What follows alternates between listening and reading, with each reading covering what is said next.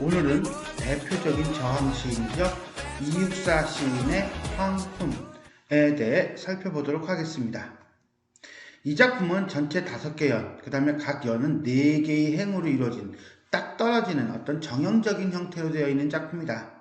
자, 전체적인 내용은요, 이런 거예요. 화자는 골방에서 커튼을 걷고 황혼과 지구에 소외된 자들에게 사랑의 입술을 보냅니다. 자, 여기서 우린 2개. 첫 번째, 골방이라고 하는 공간이에요. 이 골방이라는 공간은 보통 폐쇄적인 공간으로 많이 형성이 돼요. 그 다음에 또 이 작품을 통해서 우리는 이육사 시인의 어떤 스케일을 볼 수가 있어요. 그냥 단순히 우리 주변에 소외된 사람들이 아니라 지구 전체에서의 소외된 사람들에게 사랑의 입술을 보내요. 와, 스케일이 엄청나게 크죠? 화자는 골방이라는 폐쇄된 공간에서 커튼을 걷고 황혼을 맞아들임으로써 별, 수녀, 수인, 죄수죠? 생상대, 토인과 같은 세상의 모든 소외된 사람들에게 애정과 연민의 정서를 전하고 싶어 합니다. 그러나 황혼이라고 하는 것 자체가 순간적인 존재이므로 사라질 수밖에 없는데 화자는 내일 또 황혼이 찾아올 것이라며 미래에 대한 기대와 희망을 보여줍니다. 자, 그럼 전체 한번 읽어보도록 하겠습니다. 내 골방에 커튼을 걷고 정성된 마음으로 황혼을 맞아들이노니 바다의 흰 갈매기들 같이도 인간은 얼마나 외로운 것이냐. 황혼아, 너의 부드러운 손을 힘껏 내밀어라. 내 뜨거운 입술을 마음대로 맞추어 보련다. 그리고 네 품 안에 안긴 모든 것에게 나의 입술을 보내게 해다오. 저 12성자의 반짝이는 별들에게도, 종소리 저문 살림 속 그윽한 수녀들에게도, 시멘트 장판 위 그 많은 수인들에게도 의지가지 없는 그들의 심장이 얼마나 떨고 있던가. 고비 사막을 걸어가는 낙타를 탄 행상대에거나 아프리카 녹음 속 활 쏘는 토인들에게라도 황혼아, 너의 부드러운 품 안에 안기는 동안이라도 지구의 반쪽만을 나의 타는 입술에 맡겨다오. 내 5월의 골방이 아직도 하니 황혼아, 내일도 또 저 푸른 커튼을 걷게 하겠지. 암암이 사라지는 시냇물 소리 같아서 한 번 식어지면 다시는 돌아올 줄 모르나 보다. 자, 이렇게 5개의 연으로 되어 있어요. 그 중에서도 우리는 3년과 4년, 4년과 3년에서 소외된 사람들이 어떤 사람들인지를 좀 더 형식으로, 나열의 형식으로 쭉 제시해주고 있다는 것도 알 수가 있겠네요. 자, 그럼 우리가 한 구절 한 구절 살펴보도록 하겠습니다. 내 골방에 커튼을 걷고, 자, 내 골방, 화자의 골방이래요. 여기서 말하는 골방이라고 하는 것은 화자의 공간이면서 어떤 비극적인 자기인식의 공간이다라고 보시면 될 것 같아요. 지금 커튼이 쳐져 있는 상태죠. 커튼이 쳐져 있는 상태인데 그 커튼을 걷고 라고 하니까 이 커튼이라고 하는 것은 결국은 골방과 바깥 세계를 차단하여 고립감을 드러내는 도구이기도 하지만 열고 닫음으로써 결국은 외부 세계와 화자의 세계를 연결하는 형태를 띠고 있다라고 볼 수가 있겠습니다. 결국 이 일행은 외부와 단절된 공간인 골방을 여는 행위라고 보시면 되겠네요. 정성된 마음으로 무엇을 황혼을 맞아들이노니 황혼, 이 황혼을 맞아들인다는데 이 황혼은 뒤에 가면 나와요. 여기서는 우리가 알 수가 없어요. 어쨌거나 간에 소외된 사람들을 위로할 수 있는 존재 정도로 이해하시면 돼요. 그러니까 이 황혼이 지구에 쫙 깔리면서, 저녁 하늘에 깔리면서 세상의 모든 것들을 이렇게 감싸는다. 이런 느낌이라고 이해하시면 될 것 같아요. 바다의 흰 갈매기들 같이도 인간은 얼마나 외로운 존재냐예요. 그러니까 이 흰 갈매기도 결국 뭐예요? 외로운 존재죠? 인간과 같은 존재다라고 이해하시면 되겠고요. 인간은 얼마나 외로운 존재냐? 그래서 나는 이 시를 쓴다라고 하는 시창작의 동기가 나타나고 있습니다.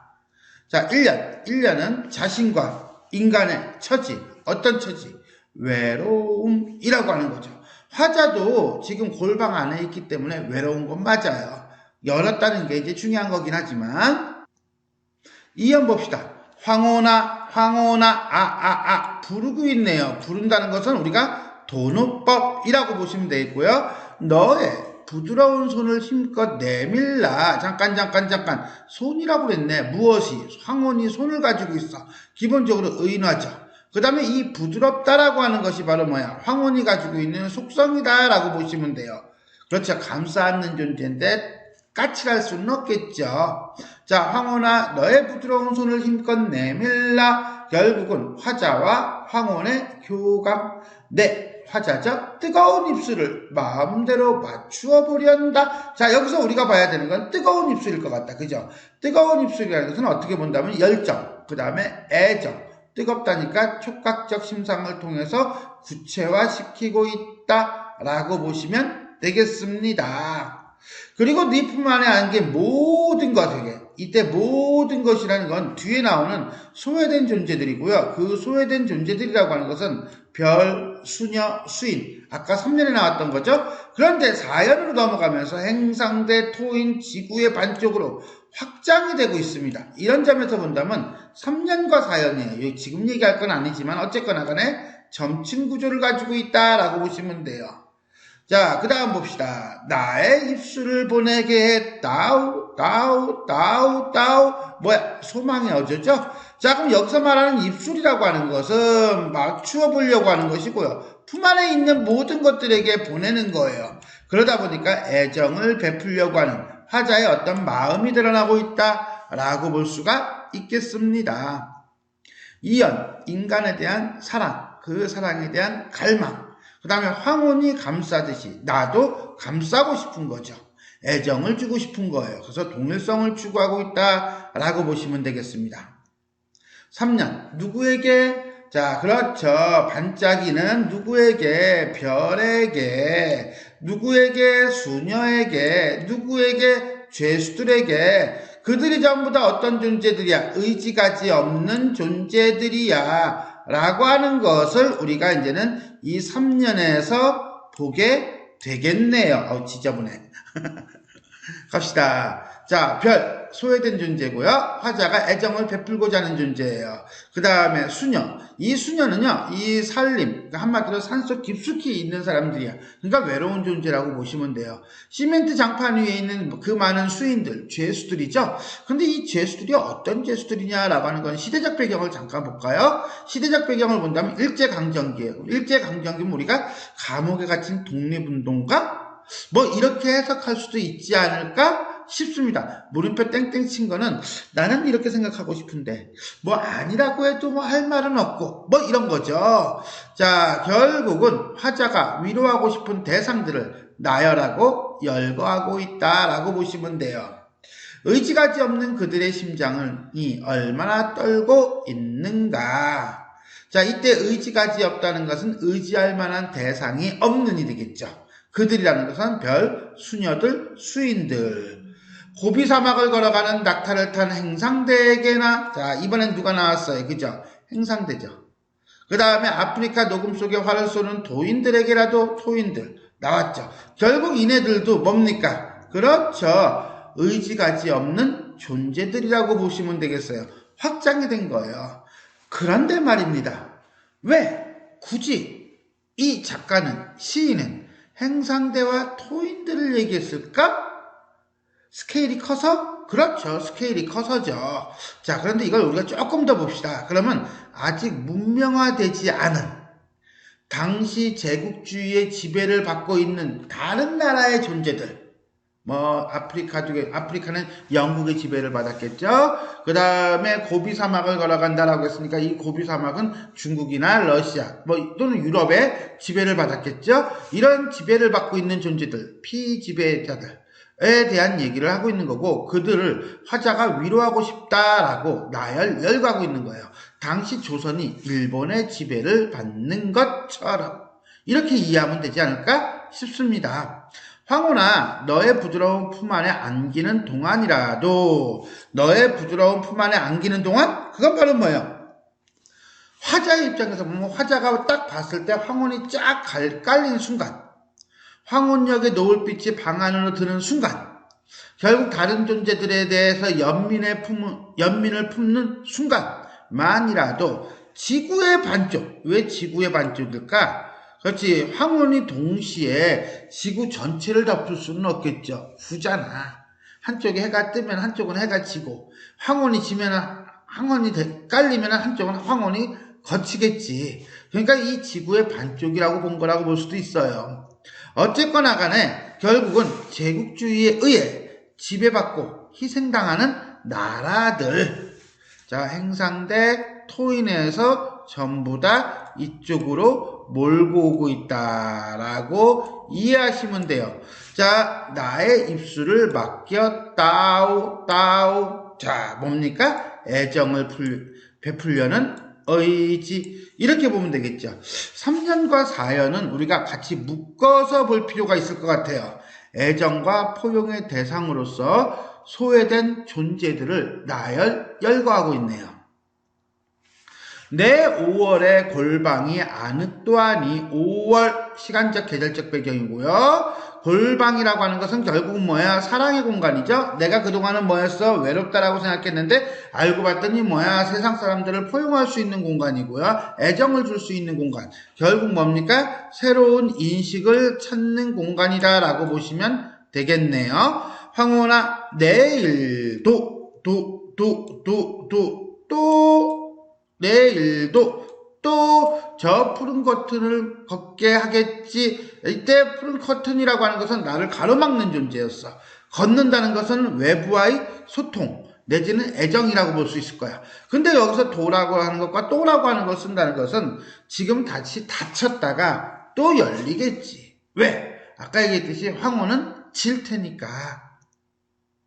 골방 안과 밖을 연결하는 행위를 통해서 미래에 대한 희망을 드러내고 있다. 아마미 고요히 사라지는 시냇물 소리 같아서 뭐라고? 황혼이 사라지는 것에 대해서 안치워하고 있고요. 한 번 식어지면 돌아올 줄 모르는구나 라고 하지만 결국은 다시 또 여기서 열겠다라고 하는 희망도 드러내요. 어쨌거나 간에 그러한 꿈과 희망이 갖고 있는 한계, 미래에 대한 우려, 이런 것들을 보여주고 있습니다. 자, 마지막 오연, 소멸하는 황혼에게서 느끼는 아쉬움과 그 다음에 다시 만날 것에 대한 기대감을 보여주고 있다라고 할 수가 있겠습니다. 자, 그럼 우리가 전체 정리 한번 해봅시다. 자유시고요. 상징적, 의지적이고요. 소외된 존재들에 대한 애정을 보여주며 대립적 구조를 이용해서 시적 의미를 효과적으로 드러내고 있다. 여기서 말한 대립적 구조? 대립적 구조가 뭐가 있었지? 긍정과 부정의 대립? 이거네요. 골방 안과 골방 밖. 골방 밖과 골방 안이에요. 자, 골방에 커튼을 걷고 그 다음에 푸른 커튼을 걷게 하겠지 라고 하는 것으로 볼 때 이 시는 화자가 머무르고 있는 골방 안과 만물을 포용할 수 있는 황혼이 주재하는 골방 밖의 세계가 대립되고 있다. 또 커튼이 쳐진 골방 안의 고립성과 골방 밖의 개방성이 대립구조를 이루면서 화자의 인식이 부각되고 있다.